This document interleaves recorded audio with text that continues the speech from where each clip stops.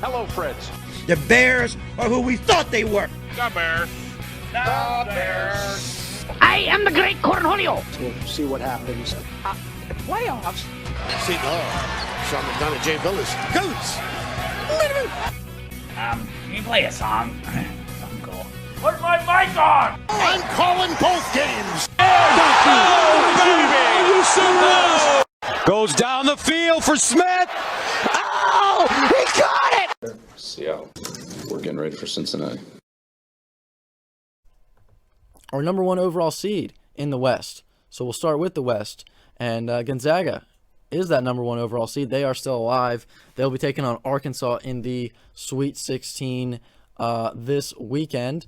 Not gotta double check here for exact dates and times. I know, those don't usually get finalized till a few days after first round. So that game will be going on tomorrow between Gonzaga and Arkansas.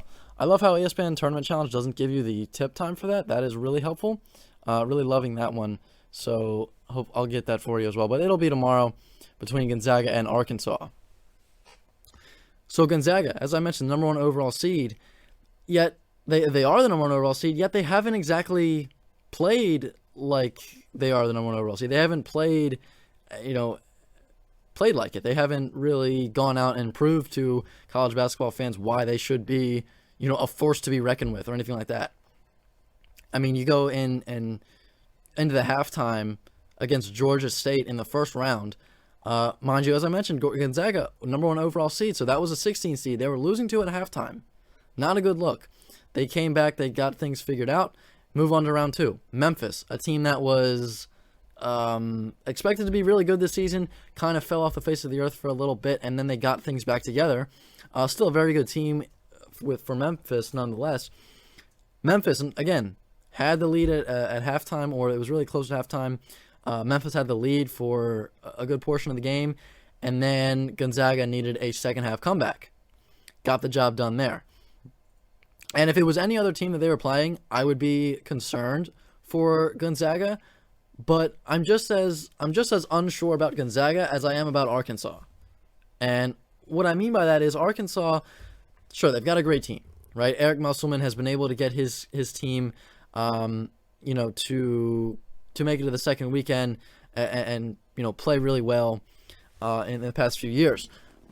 But this year specifically, in this tournament, I'm very unsure about how far Arkansas can go, because while they did make it to the second weekend, obviously, they have yet to play a high seed. And you look at their path to the Sweet 16. They started in the first round playing 13th seeded Vermont, and then New Mexico State pulled the upset off over UConn. So Arkansas played 12th seeded New Mexico State in the second round, and so they played 2 double-digit seeds, and that's one of the easiest paths to a Sweet 16 that you can get. Play 2 double-digit seeds, and that's what Arkansas got. And it's not just the fact that they played 2 double-digit seeds. It was the fact that they struggled against those double-digit seeds, right? And I understand every year, there's going to be a team, every underdog is going to want to pull the upset off, and every underdog is going to want to be make a Cinderella run. So I get that they're going to give you everything that you can handle, but, take a look at a team like Providence for just 1 second, where, sure, South Dakota State hung around in that game, took them to the end, but they regathered themselves and took care of business against Richmond. Similar, another team, UCLA, was a 4 seed. Akron gave them all they could handle. They recollected themselves and took care of business against St. Mary's. Arkansas, not exactly the same deal. Arkansas goes and escapes with a slim win over Vermont, and then the same thing against New Mexico State. And so that just leaves me a little bit unsure. Actually, not a little bit. That leaves me very unsure as to how they're going to play against Gonzaga. And sure, they had all week since Saturday, I believe. Since Saturday they've had to prepare for Gonzaga. So I understand that that's obviously going to help their cause a little bit. And sure, Gonzaga, as I mentioned, hasn't exactly looked stellar. They looked very beatable, in fact. And So both teams are both teams are leaving me uncertain as to how far they can go, but I think what we've seen from Gonzaga is that if they do fall behind early, they can come back late. They can come back, in the second half when they need to, and the pressure's on them. Arkansas, it's tough to tell because as a number 1 seed in Gonzaga, every team's going to give you everything you can handle. Like they're going to throw everything at you. As a 4 seed, sure, the underdog's going to throw everything they can at you, but I don't know. As a 4 seed, it feels like the pressure isn't on you as much as if you are a number 1 overall seed. And I think Eric Musselman, 2 very good coaches, right? Mark Few, of course, we know what he's done in his career at Gonzaga, and as I mentioned, Eric Musselman's done a great job at Arkansas. And so I do like what each coach can do in a scenario where, hey, you have to go put together a second half comeback. But I don't know. I just think that both teams have not looked amazing by any means in the first 2 rounds. So it's going to be very interesting to see these 2 teams play tomorrow. And I do like Gonzaga. I do like Gonzaga's chances in that game. But Arkansas is looking to make the Elite 8 for the second consecutive year. Last year, of course, they beat Colgate. Then they can't remember who they beat the second round, but then in the third round, in the Sweet 16, they beat Oral Roberts before they lost to Baylor in the Elite 8. On the bottom of that bracket, you've got Texas Tech against Duke. And I said it last week. Duke has not been, super impressive. And, I think anytime you throw a pretty decent team at them, they're going to, I think it's going to be trouble for them. And I could see that really happening with Texas Tech in that game against Duke. Texas Tech and Duke will be playing tomorrow as well.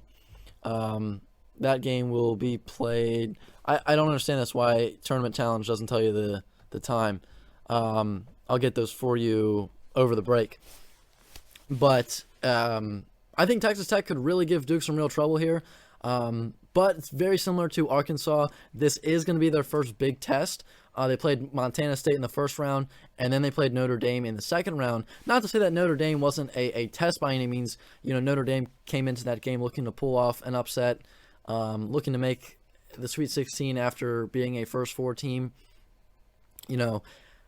And so when I look at that game against Notre Dame, I view that as a really good tune-up game for Duke because Montana State didn't really do a whole lot against Texas Tech in that first round game, but Notre Dame threw everything at them except the kitchen sink in round 2.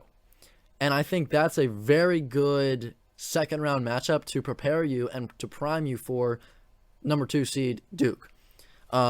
Because, of course, as everybody knows, this is Coach K's last year. He's on the farewell tour. And, a great story way for him, at least, to go out in his last year would be to win a championship. I don't think it's going to happen. And I don't know. I could see Duke struggling against Texas Tech. As I mentioned before, Duke's Coach K's last home game against Carolina, they fell apart. They didn't look very good. In the ACC tournament against Syracuse, didn't look all that great. Round 2 against Miami, they didn't look all that great. They let those teams hang around for the majority of the game there. And then Virginia Tech in the ACC tournament, ACC title game, I should say, they drop that game. Virginia Tech goes out, loses in the first round to Texas. So not a great look there for Duke. And, as the 2 seed, they do get an easy one against Cal State Fullerton. They take care of business there. But Michigan State, as I mentioned as a possible matchup last week when I was looking at the bracket, Michigan State gave Duke everything they could handle, which was expected. Duke just hasn't been able to come up big in games against, tough competition, especially down the stretch of the season. Sure, earlier on, they were doing pretty well, but recently in the past month or so, there's just been something missing.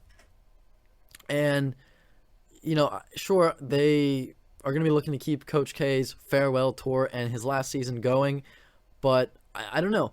I like Texas Tech's chances in this game. I think they can pull off the upset against Duke.